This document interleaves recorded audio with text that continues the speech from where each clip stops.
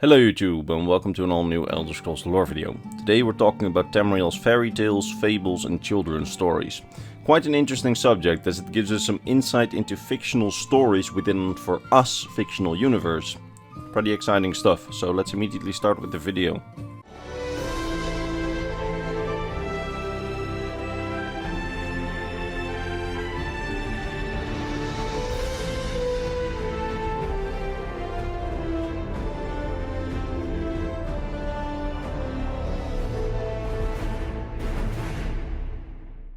So, fairy tales and fables. Usually short stories made for children, which in our world usually involve magic or mythical creatures. They often contain a message or moral to the story, such as listen to your elders, be nice to people, or think before you act. Those kind of morals. They are mostly told to children, sometimes as bedtime stories or as cautionary tales. Some spawn a massive following and then enter the mainstream, like for example the story of Little Red Riding Hood in our universe, which basically is adapted everywhere, while others remain as local and obscure folk tales told to children. Sometimes they are stories which are just thought up by parents or storytellers meant to convey the moral of the story, and sometimes there are stories which originate out of local legends or outlandish sightings in the past. Needless to say, fairy tales come in all kinds of shapes and forms. And it's really no different on Tamriel, with some fairy tales that we have on Tamriel designed as cautionary tales, others as bedtime stories or a mix of both, or local legends adapted to a story, or even historical events which are wildly exaggerated for children. But the interesting thing is that, unlike in our world, many of the mythical creatures which appear in our fairy tales, well, they actually exist in the Elder Scrolls universe, creating an interesting situation where many fairy tales in Tamriel are actually based on actually existing creatures instead of some creature from mythology which doesn't actually exist in our universe.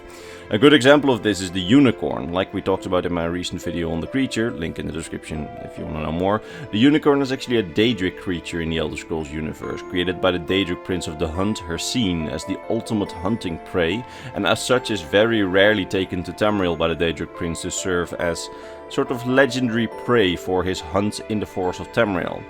As such, some hunters in the woods have told their neighbors back in town that they saw a unicorn in the woods being chased by evil Daedra, making the people think that the unicorn is some sort of magical enemy to the Daedra, but they lack the context and knowledge that the unicorn is actually just a Daedric creation created for sport by the Daedric Prince. As such, many folk stories and fairy tales on Tamriel have been created by the population, where they see the unicorn as the sort of idol of all that is good, an enemy of the Daedra and protector of mortals. While that isn't the truth, they are just fairy tales born out of local folk legend of those hunters witnessing Hircine's hunts. They are a creation of the Elder Scrolls' Unreliable narrator theme, where the locals have created folk tales out of barely understood sightings that actually happened. Now, another way that the people of Tamriel, and us in the real world too by the way, create fairy tales is by creating sensationalized stories for children to explain misunderstood historical phenomenons, such as the disappearance of the dragons and the existence of dragon frogs, which I also talked about in detail recently in a video on the dragon frog. A link to that video is also in the description. Anyway, to the people of Tamriel, the dragons mysteriously disappeared in a bygone age. They've always become these mythical creatures that most people don't really believe exist or existed. But these frogs with dragon-like wings do exist all over southern Tamriel, so many children's stories or fairy tales have sprung up where adults make up fun fairy tales for children, explaining away the disappearance of the dragons by evolving these dragon frogs, by saying that the dragons evolved into them, sometimes involving the gods or a treacherous Daedric prince into the stories who either trick the dragons or the frogs, bringing a moral into the story for children. But another concrete example of these kinds of stories that we have is the Argonians' children's story of How the Hackwing Got Her Tail, which is a children's fairy tale of a talking hackwing getting its short tail straightened because of a bog dog who stretched it. So, yeah. Now, another example of this is how very little Dunmer actually accurately remember why their skin turned ashen, while at first it was gold when they were the Chimer. This part of history has also been turned into many fables for children, apparently to explain away their ashen skin and red eyes, although we don't actually have any of those stories, it's just told to us that those stories exist. Anyway, we see these two types of stories, misunderstood or misremembered history going into legend and thus fairy tale, and wrongly explained local sightings being translated into fairy tales quite a lot.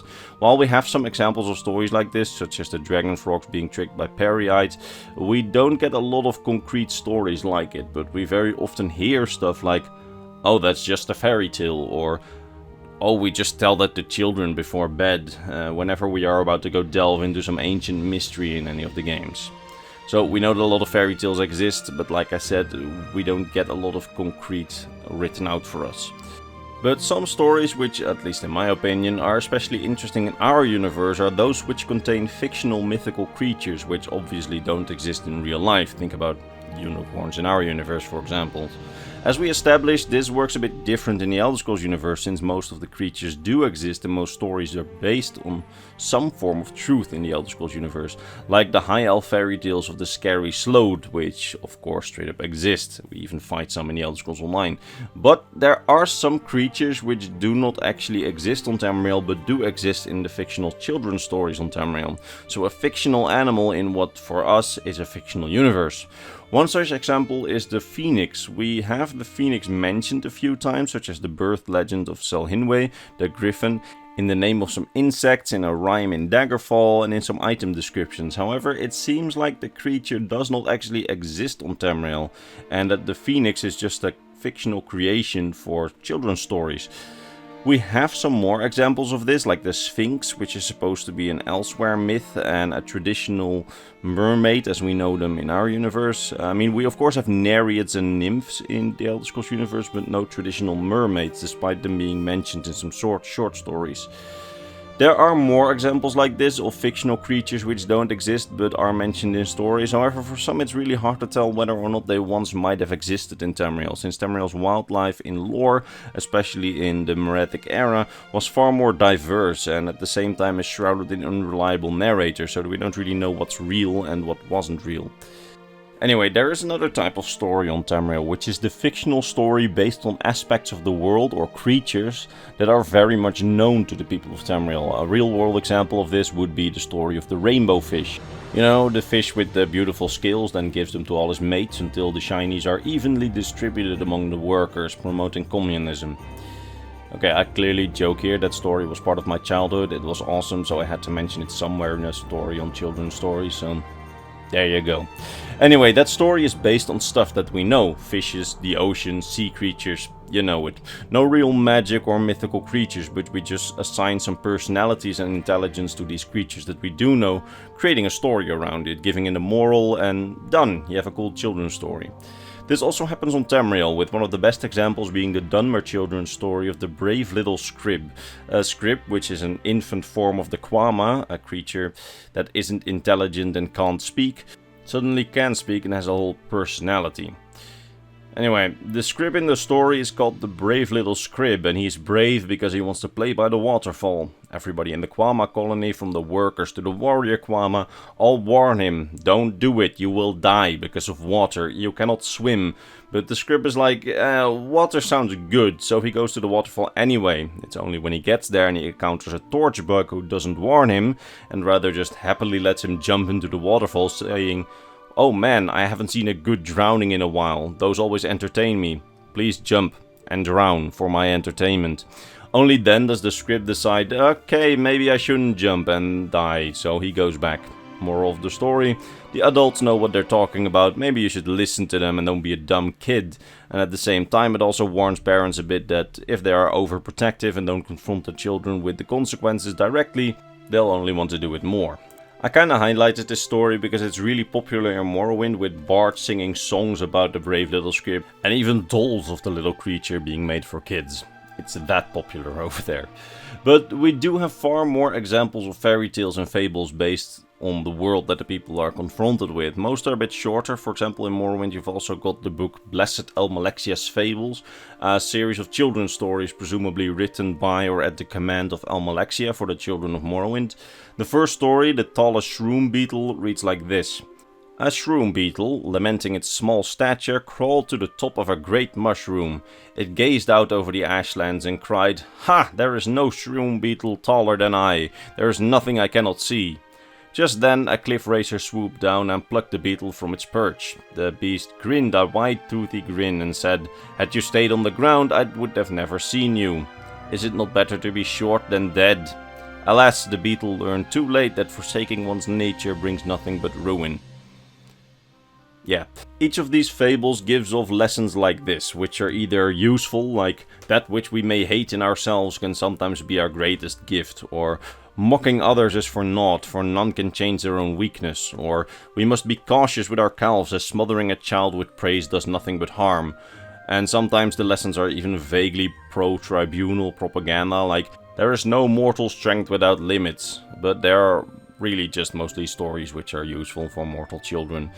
But if you do want a fairy tale which is actually just tribunal propaganda, not just vaguely, there is a fairy tale of the Ruddy Man, some weird man or monster which eats people and cannot be stopped by normal dark elves, just by Lord Vivek. So yeah. Now, most of the races have these kinds of stories with popular characters, like the Bretons have short stories involving two characters called Crow and Raven. And the Breton Druids of the Sisters Archipelago also have a series of these kinds of stories involving their local wildlife and monsters, also conveying morals like nature is never predictable and even the smallest creature can fell a giant, tiny sparkles can create a wildfire, that kind of thing. Now, a final story of this type that I could find, which was pretty funny actually, was the story of the boy who became a Kaguti. Basically a dark elf fairy tale of a boy who wouldn't listen to anyone, was just stubborn all the time until a wizard transformed him into a Kaguti for eating his pie. Wild stuff. Now, moving on, another type of children's story that we can find on Tamriel are the tales of ancient heroes, either simplified or just completely made up for children.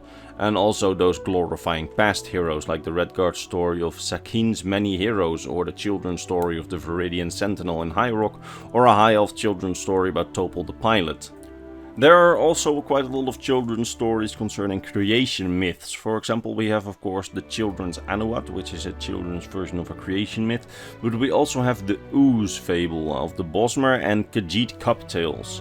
Now, a final thing I want to remark is that it isn't immediately apparent that some races or cultures have more or less children's stories or fairy tales than others. While we do have more lore books for the Dunmer than we have for any other culture, it doesn't seem like they have more stories than others in the lore, or at least it isn't immediately apparent, since the developers just chose to give us more stories of theirs in the games, because almost every part of Tamriel, they just bombard us with stuff like, "Oh, that's just a fairy tale we tell to children." However, it may of course be very possible that the cultures with a big literary tradition, such as the Dunmer, the High Elves and the Imperials, have more children's stories and fairy tales than other races, but that isn't really all too clear in the sources that we have. That said, that's basically everything I can tell you about fairy tales and children's stories in the Elder Scrolls universe, and I sincerely hope that you enjoyed it and learned something. I'm sorry that this video was a bit chaotic in its narration, since I wanted to include as many stories as possible and many story types as possible, and also realized that reading them all out would pad the video unnecessarily, especially since I'm not a great narrator of stories, so yeah, it's all a bit here-there with the script, I'm sorry about that. So, most of the stories that I actually talked about, you'll find a link in the description for those stories if you want to read them for yourself. I'll put UESP links in the description. Now, I truly hope that you enjoyed this video, and if you did, maybe return for the next Elder Scrolls lore video. Anyway, it's time to end the video now, and all that's left for me to do is to vocally thank my top Patreon supporters, Mr. Bernardo Binda, Gabriel Binda, Polar Rasputin, Athena Hyotis, Volkure of Argonia, King Chris, Bolch, Scribe of the Scrolls, Doji, Fenrir, Sword of Bushido, Rakai, Zarmikal and Mr. Christmas. It's thanks to these people and all the others on screen that this channel stays alive, and for that I'm very grateful. That said, I hope to see all of you in the next Elder Scrolls lore video. Bye bye.